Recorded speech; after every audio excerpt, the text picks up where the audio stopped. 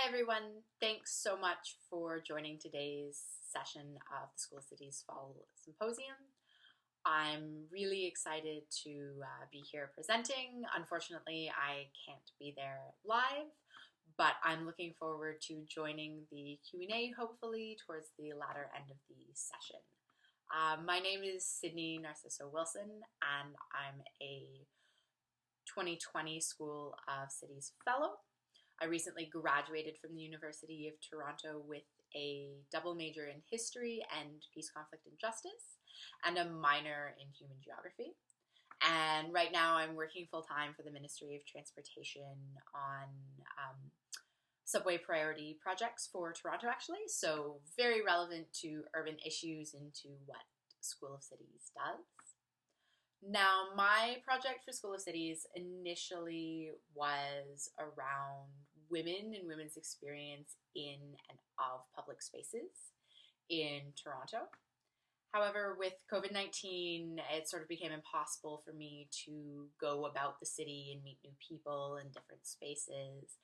And that really started making me think about how COVID-19 has impacted our use of spaces and created something that I've called collapsed spatiality. And in collapsed spatiality, all of the activities that we used to do across a multiplicity of spaces, our homes, public parks, restaurants, workplaces, etc., and all of those identities that go along with those different roles in our lives, they've all been collapsed into the singular space of our homes. And how now our home lives, our work lives, our friendship lives, etc., they're all existing now all together, often simultaneously, with all those prioritizing that entails and within the same physical space. So my project, Between These Walls, really seeks to look at how people's homes have changed physically since the pandemic, and especially since COVID's stay-at-home orders relating to work and things like school, and how this has impacted people's experience of COVID-19 and how those experiences in particular have been gendered. And the project, which is still very much ongoing, accomplishes this through a photo series and accompanying commentary from people of all ages, genders across Toronto. And this will eventually come out as a website.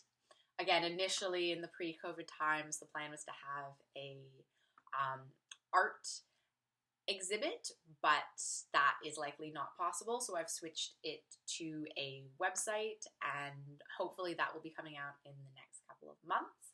So today I'm just going to go through sort of an initial overview and some of the key things that I think are really interesting that have come out of the research that I've done, sort of the directions that I'm hoping to go with as I work into the final stages of the project and curation of photographs and commentaries for the website.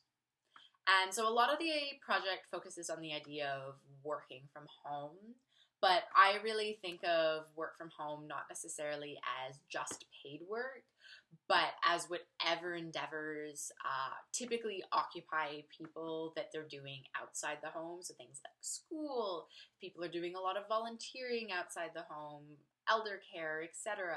Anything that now used to be outside the home but is now inside the home. And then I'm also really interested on how the movement of those things inside the home has impacted those things that typically were done inside the home. So like a lot of house care and child care and perhaps indoor elder care, etc. So somewhat unsurprisingly, many people spoke about how working from home increased the amount of time they were working and sort of blurred the lines between work and home.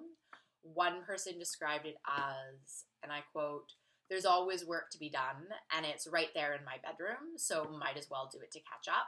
But you can never really catch up, so you just keep working at it all the time, and there isn't even like real breaks, like with in-person work where you go to the break room, go out to grab lunch, etc. Now it's just like, go to the kitchen, make a sandwich. There's no one to talk to, so you end up back at your desk and inevitably just start working again.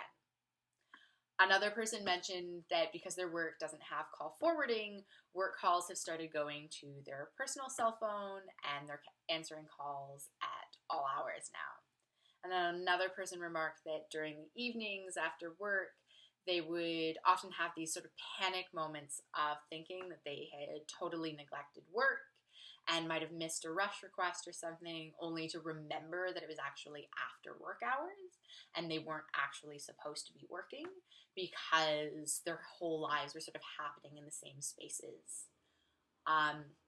In terms of the physical space, overwhelmingly, what I found is that people are working in their bedrooms. However, women are more likely to have their desks in their rooms, whereas men, I've found, were more likely to either have a dedicated space, a space that has been dedicated either before COVID or after to work activities, or to be taking up common living space like kitchen tables or living rooms. Simultaneously, however, the women who I spoke to were more likely to express that they made decisions based on or thought about how their paid work from home was impacting other people who lived in the house. For example, one woman spoke about being the only person who was working a paid job from home in the house. She initially wanted to put her desk in the common space rather than in her bedroom. Then she realized that that would inconvenience her roommates, and so she didn't, and she's been working from her bedroom. Men, however, from what I found, were more likely to focus in their responses on their own experience of the space, and in particular, how what other people did in either the common space that they were working or if they had a dedicated space in the house writ large impacted their experience of working from home. And this was really interesting to me because while men seemed to be more likely to be taking up those common spaces where one would sort of assume you would be a greater likelihood for impacting others' experiences, the men I spoke to rarely brought that up and instead discussed the impact on themselves, whereas women frequently brought up the impact on other people and also actively identified ways that they had modified their behavior on account of others. So this is probably the clearest example of gender dynamics I found, and something that's very interesting to me and I want to look into. But some other interesting findings as well is that the more people in the house who were working from home, the less boundaries there were between spaces in work and spaces as home, because with 4 or 5 people working in a house, there simply wasn't dedicated space available for everyone, particularly as couples are sharing bedrooms, etc.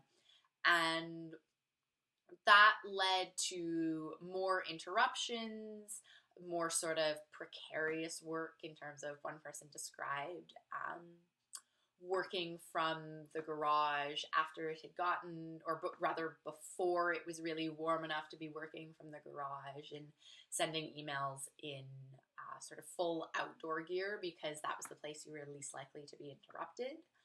But at the same time, the fluidity of those spaces, multiple people also expressed feeling more able to interrupt work, both their own and the work of others around them, and sort of reclaim that space for non-work activities in a way that I didn't find mentioned for people who had either dedicated workspaces or were like typically always working from their bedroom or were the only person working from the kitchen table, etc. And I thought that was really interesting in terms of the idea of like reclaiming space for those non-work activities that actually allowed some creativity and flexibility in that work-life balance. In particular, one person spoke about how care duties for their grandma were somewhat more evenly distributed now, actually, due to the fact that everyone was around in the same space.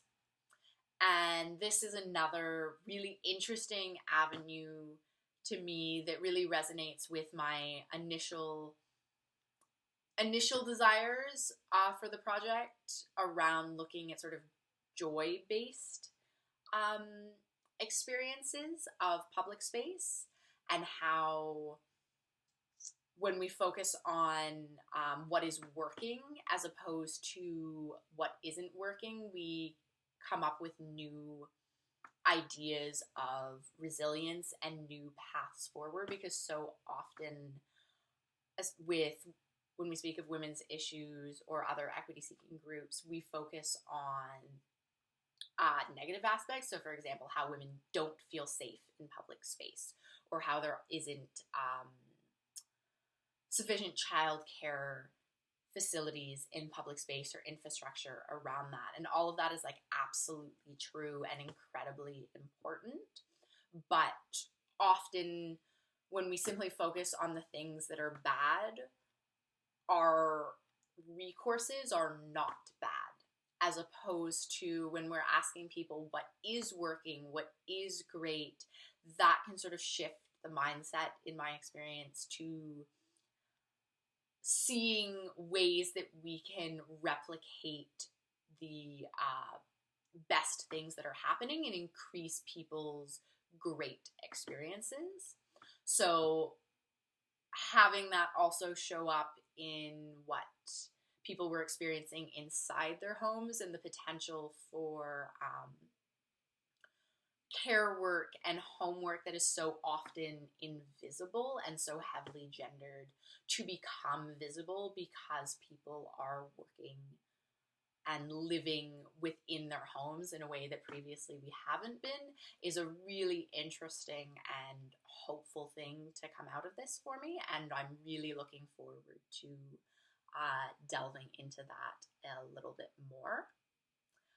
And so while overall people's experiences have been extremely varied and highly contingent on their unique living and work situations, and people have expressed a lot of negatives and also some positives, I'm really looking to sort of tease those out a little bit more and see what kind of findings can come out of that as I do more research and outreach to people and find more commonalities, and perhaps have a bit of a better understanding of what people's experiences are.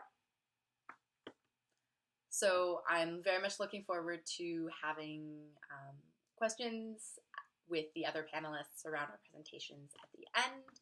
And thank you very much for listening.